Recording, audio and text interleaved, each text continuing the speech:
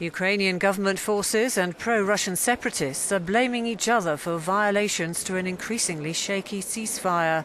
Although overnight there were no reports of fighting, shelling earlier on Sunday had left one woman dead and several injured. Rebels also opened up a new coastal front near Mariupol.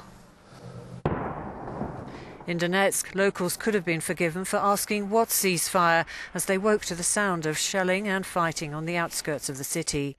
The streets remained deserted as residents kept below ground, not confident enough to trust the deal brokered on Friday in the Belarusian capital of Minsk.